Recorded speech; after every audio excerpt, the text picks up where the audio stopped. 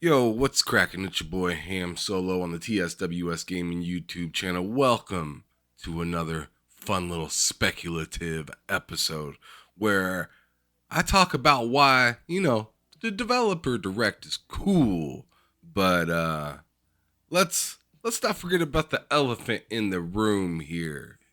Seeing that Microsoft, purchased a $70 billion acquisition.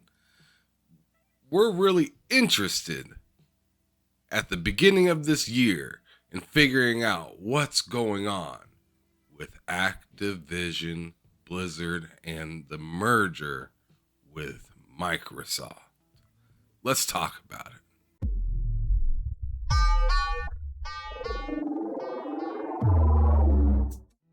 Now, there's absolutely no question that Hellblade looks absolutely phenomenal, and man, I can't wait to dig my hands into the controller and get to swinging that blade with Senua.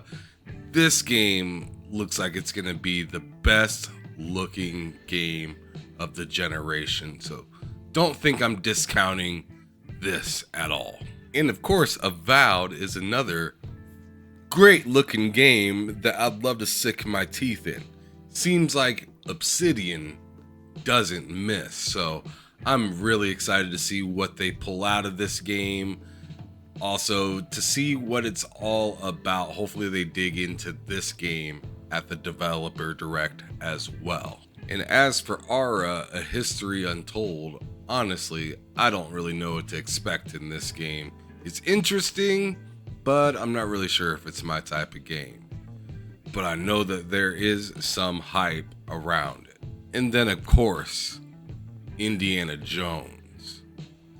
The game that we don't really know what to expect. Is it going to be first person? Is it going to be third person? Is it going to be first party? Is it going to be third party? I mean, we literally don't know anything about this game. So I'm pretty excited just to find out something when it comes to this. But anyways, I digress. The question I have is what's going on in the background with Activision Blizzard? And with the hearing as of lately, people talking about third-party Xbox sharing games, I just figured I'd bring up the elephant in the room and say, what do y'all think is going on with Activision Blizzard? Do you think this will be a similar situation like Bethesda, where they have their own showcase for Bethesda's main crew, sitting down, sitting back, talking about what they plan on doing, how they plan on working together, how they plan on integrating? Do you think that they just start dropping some of these games into Game Pass just randomly? Like, I don't know. I know for sure they're going to be on that case-by-case basis. At this point, it's like you got so many teams under your development umbrella. So it's just like, why wouldn't you want to make money in multiple places?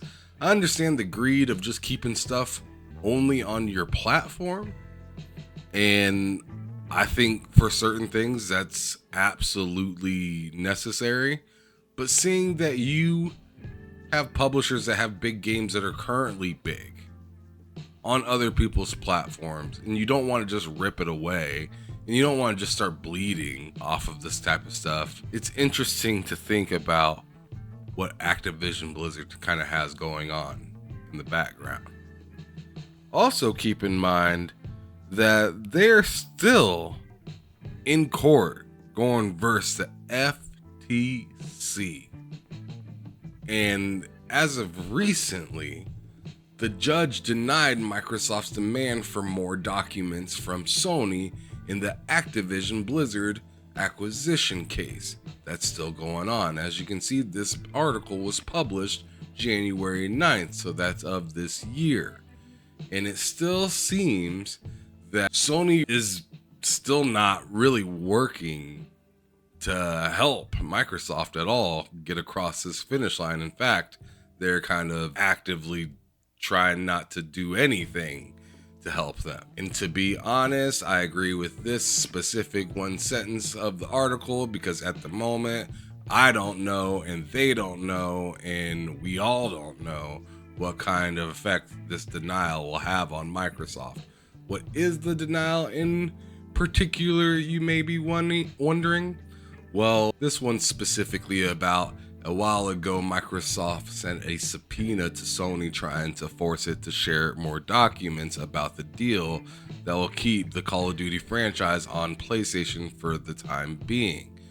When Sony declined, Microsoft's counsel asked the administrative law judge overseeing the case against the FTC to certify a request for court enforcement, while accusing the House of PlayStation of heavy cherry picking the document it did present to favor the FTC in the legal battle. Sony rejected the accusation, while the FTC asked the court to file its opposition to Microsoft's motion, calling the subpoena served to Sony invalid.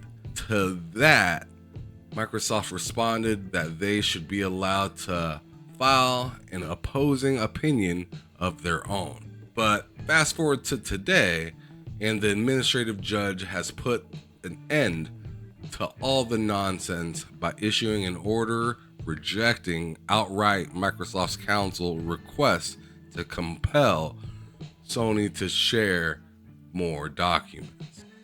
So that's what's happening over there, but I figured I'd ask you guys in the community. How do you guys feel about the elephant in the room that is Activision Blizzard, and how do you think they'll roll this big sucker out for this year? Do you think it'll be its own separate showcase? Do you think they'll wait until late spring, early summer to have something like the Xbox showcase and the Xbox Activision Blizzard showcase or something like that? Activision Blizzard King? Or do you think they're just waiting to clear this stuff up between the FTC and whatnot, and then they'll just parade it on out as soon as they're done with that? I don't know. There's a lot of things to think about. There's a lot of things that they have to also figure out, like Battle.net's integration with Game Pass on PC. That's definitely something to ponder about a bit.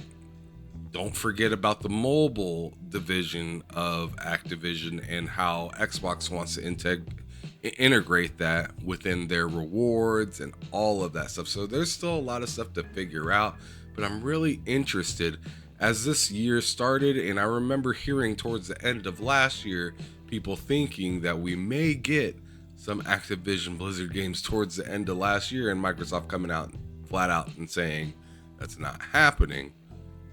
So now that it is 2024, I'm wondering when we gonna see some Activision Blizzard games. Anyways, this is your boy Ham Solo 05 Gaming here with you on the TSWS Gaming YouTube channel, letting you know to keep it gaming or keep it moving. Hope to see you guys soon on one of the shows. Make sure you hit that like button, share this sucker out, and subscribe if you're new. We do have a membership as well if you want to support the channel, starting only at $2. Have a good rest of the day, y'all. Peace.